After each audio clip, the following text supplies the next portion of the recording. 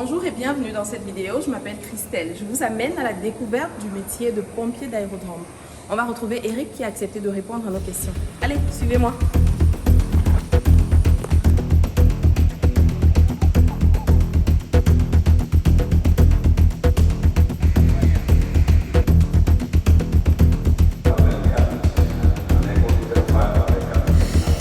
Alors, moi, c'est Eric Désiré Foucault. 37 ans, chef de manœuvre pompier d'aérodrome, 13 ans de service. Voilà, je rejoins la SECNA depuis 2011 déjà, via un concours des pompiers d'aérodrome. Après quoi, j'ai passé 6 mois à l'école régionale de sécurité incendie. Et par la suite, j'ai été affecté sur le site de Yaoundé-Simalène, où je sers depuis 2012 exactement. À l'époque, j'étais à la Sonnelle, où après l'obtention de mon BTS en électrotechnique, j'ai trouvé un petit boulot que j'ai fait pendant un certain temps avant de rejoindre le corps d'élite des pompiers d'aérodrome de la SECNA. Bon, déjà là-bas n'étant pas un boulot très stable, c'est de bouche à oreille, dans les commentaires, comme on le dit vulgairement, que j'ai été au courant de ce concours que je suis allé présenter, qui était très sélectif. Et haut la main, j'ai bravé les épreuves et j'ai rejoint ce corps d'élite. Ça n'a rien à voir avec tout ce que j'ai fait avant. C'est ici que j'ai tout appris, ce qui concerne la sécurité incendie dans les aéroports. Elle se déroule au Cameroun, à l'ERCI. L'ERCI, entendu par là, École régionale de sécurité incendie, qui est basée à Douala. Elle se déroule à l'ERCI en plusieurs phases. La première phase qui est axée sur la conduite des engins lourds, puisque à l'aéroport, notre métier, notre arme secrète, déjà à l'aéroport, ce sont nos véhicules incendies qui sont des gros camions. Par la suite, une formation paramilitaire, parce qu'il faut préparer les hommes, puisque c'est un métier éprouvant. Il y a une formation paramilitaire de 45 jours. Et par la suite, nous avons plusieurs modules, à savoir feu d'installation, feu d'avion, hydraulique, gros matériel, et j'en passe. Donc voilà les modules autour desquels sont axés la formation. Et elle dure 6 mois. Pompier d'aérodrome, c'est le tout premier grade dans la chaîne de commandement de la sécurité incendie. Pendant 6 mois, nous sommes soumis à cette rude formation à l'école régionale de sécurité incendie. Cette formation est ouverte à tout Camerounais désireux, de sexe confondu. L'âge qui est à la limite de 18 ans. Et il faut avoir un baccalauréat scientifique pour pouvoir rejoindre le corps d'élite des pompiers d'aérodrome. Il faut braver les épreuves d'un concours et le concours se fait avec un niveau bac scientifique. Et il faut noter que c'est un concours très sélectif parce que les places sont souvent très limitées. Déjà, il faut être aussi à la base un conducteur d'engin lourd de préférence. Oui, collègue femme, j'en ai. La chance, c'est que je suis dans le bureau formation sur le site de l'aéroport Yaoundé-Simalène. J'en ai formé, des femmes, j'en ai formé. Les critères de sélection sont différents par rapport à tous les hommes. Je vais prendre un exemple des courses de fond. Les hommes sont soumis à un test de 1500 mètres et les femmes sont soumises à un test de 1000 mètres. Les missions qui nous sont assignées sur un aéroport, c'est de sauver les vies humaines en cas d'accident et d'incident d'aéronef sur l'aéroport et à ses abords immédiats. Et la mission secondaire qui est de sauvegarder le patrimoine qui est constitué des appareils volants, des bâtiments et tout le reste.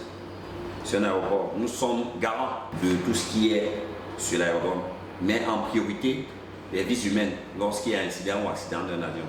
Voilà en quoi consiste réellement notre boulot. D'accord, une journée type. Déjà à la prise de service, je vais vérifier mon matériel. Donc après un rassemblement organisé par le chef de brigade qui va attribuer les différents postes à chacun, nous allons vérifier notre matériel. Nous allons prendre l'état psychologique du personnel avec qui nous allons travailler et nous allons occuper nos postes.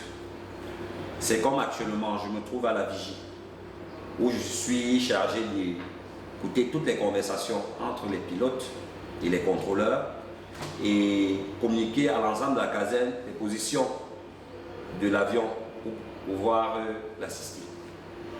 Donc pendant une journée de travail, ayant vérifié mon matériel, occupé mon poste, il y a des plages libres où nous sommes partagés entre le sport, ou alors des causeries éducatives, ou alors des instructions, et ce jusqu'à la fin du service.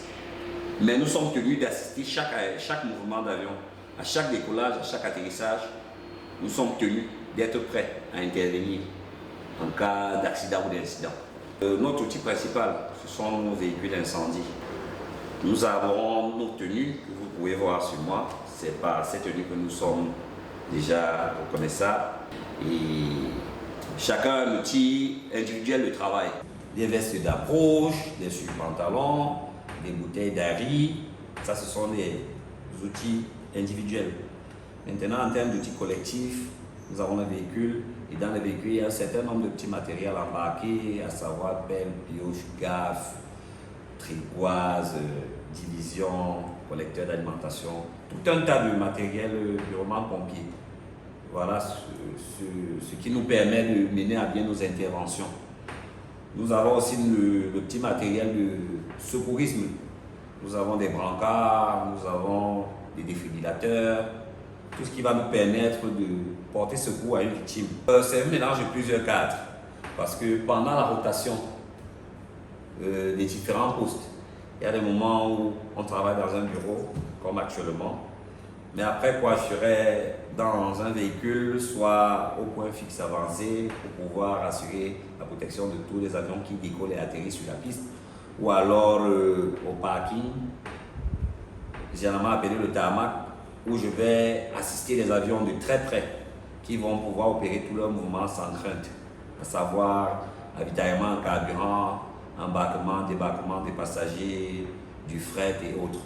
Le métier de pompier d'aérodrome ne connaît ni les week-ends ni les fériés. Mais par contre, nous connaissons des jours de repos. Donc nous avons des rotations en fonction du tableau de service que le chef aura affiché. Il nous arrive de travailler 24 heures, avoir 48 heures de repos. Donc, comme il nous arrive de travailler 48 heures pour avoir 24 heures de repos, donc ça suit une rotation. Donc, il peut arriver que je me trouve en train de travailler un dimanche, un week-end ou un jour férié. En ce qui me concerne moi particulièrement, j'ai eu à faire des stages, si je peux les appeler des déplacements professionnels. J'ai eu à faire des stages toujours à l'école régionale de sécurité incendie à Douala. J'ai aussi eu à faire des stages du côté de la Socada, parce que je suis en même temps mécanicien. On a une petite cellule à la caserne qui s'occupe des véhicules, d'un certain type de panne de véhicules. On a eu à nous envoyer en stage. J'ai suivi ce stage aussi à la Socada, à Yaoundé et à Douala aussi. Donc la période dépend de l'administration en fait. Je vais dire c'est un métier collectif et solidaire parce que on ne peut pas le faire tout seul déjà. Et pour mener à bien la mission, il faut être solidaire. Il faut être solidaire. Si dans un véhicule, on se retrouve à deux pour une mission, je pense que s'il n'y a pas de solidarité, la mission va échouer. Vous êtes d'accord avec moi? Ça impacte sur la vie privée. Ça impacte beaucoup parce que ça touche la famille. Du fait de ne pas être présent à tout moment, ne connaissant pas de jour férié ni de week-end, vous êtes d'accord avec moi que ça peut tomber un 25 décembre où les enfants ont besoin de moi et que je suis en service. Bon, négativement, positivement, je dirais c'est à 50-50. Parce que si je ne le fais pas, je ne pense pas que je pourrais les satisfaire financièrement. Bon, par contre, quand je suis aussi trop absent, vous voyez, ça impacte un peu. Donc, c'est une balance et c'est à l'équilibre en fait. Voilà, déjà, il faut avoir des qualités physiques avérées. Parce que c'est un métier éprouvant. Puisque lors d'une intervention, une vraie intervention sur feu d'avion, le minimum à faire, c'est au moins 2 heures de temps. Avec tout le paquetage et tout ce qu'il y a tout autour. Vraiment, c'est éprouvant. Il faut déjà avoir des qualités physiques et psychiques avérées. Parce qu'il faut être fort d'esprit, il faut être fort mentalement. Déjà. Maintenant, il faut être en santé. Il faut être vraiment en santé, puisque chez nous, on a les examens de type Sigicop. Chaque année, pour les plus de 40 ans et les moins de 40 ans, tous les 2 ans, on se rassure effectivement que nous sommes en santé. Si nous voyons bien, si nous entendons bien, si nous respirons bien, si nos membres sont vraiment, vous voyez un peu, donc il faut vraiment, il en faut. Déjà à la base, il faut avoir ses qualités. Il faut avoir ses qualités, on ne demande pas trop, mais il faut déjà être en santé, il faut déjà être physiquement apte, psychologiquement, c'est plus pendant la formation. Avec des exercices éprouvants, au finish, on s'y fait. On s'habitue et on est prêt à exercer, quelles que soient les conditions. Oui, j'ai parlé de qualité psychique. Il faut avoir un moral d'acier. Il y a aussi des qualités intellectuelles. Il y a aussi des qualités intellectuelles, il faut quand même être un peu, il faut quand même être instruit. Parce que c'est pas un métier où on vadrouille. C'est un métier où il faut réfléchir, ça demande la réflexion. Surtout pendant des interventions, il faut travailler sous pression. En même temps, il faut prendre des décisions et des décisions qui vont vraiment décanter les situations. Ce qui me plaît beaucoup, c'est effectivement cette ambiance d'être en mouvement, en action, au devant de la scène. Parce que, comme notre devise le dit, sauver au péril, c'est là où vous fuyez que nous, on commence notre boulot réellement. Et c'est ce qui m'excite dans ce boulot. Quand les gens sont en train de fuir et que je puisse avancer, voilà, c'est ça qui me plaît tellement. Donc, ce qui me plaît dans ce boulot, c'est l'action que ça a, c'est l'ambiance que ça a au moment où nous faisons peut-être des activités physiques et sportives. Il y a de l'ambiance. Bon, ce qui me déplaît un peu, c'est, je vais dire les frustrations, comme partout ailleurs. On vit souvent certaines petites frustrations, mais on s'y fait à la fin. Donc voilà un peu. Le corps des pompiers d'aérodrome est hiérarchisé, comme je l'ai dit d'entame. Nous avons les différents grades, à savoir pompier d'aérodrome, qui est le tout premier grade, pompier chef de manœuvre, le grade dans lequel je me trouve, pompier chef de brigade, qui est chargé de coordonner l'activité dans une brigade, et au sein de notre unité d'intervention, actuellement nous avons 3 brigades, et technicien supérieur, cadre aussi. Quand on lance un concours, on présente ce concours, si on est retenu, bien qu'il soit très sélectif, on passe au cadre supérieur. Rémunération. Le nerf de la guerre. C'est vrai que c'est effectivement le nerf de la guerre. Bon, à mes jeunes frères, je n'aime pas parler d'argent aux plus jeunes parce que je me dis qu'à un moment, c'est ce qui va les galvaniser. Oh, c'est pas un métier qu'on fait pour de l'argent. En réalité, c'est pas un métier qu'on fait pour de l'argent. Le pompier, c'est le salaka. Mais les pompiers d'aérodrome sont bien rémunérés, pour dire vrai. Un pompier avec la nouvelle grille qui vient de passer peut commencer son boulot avec une somme qui lui permet de prendre aisément soin de sa famille, vraiment très aisément. Donc, cherchez-moi idée. Le pompier d'aérodrome a certaines primes que d'autres n'ont pas. Et les avantages liés au métier, oui, il y en a. Je peux citer par exemple les dotations en consommables que nous avons que d'autres n'en ont pas. Je peux citer la prime de risque du pompier d'aérodrome qui est spécifique au pompier d'aérodrome que d'autres n'en ont pas.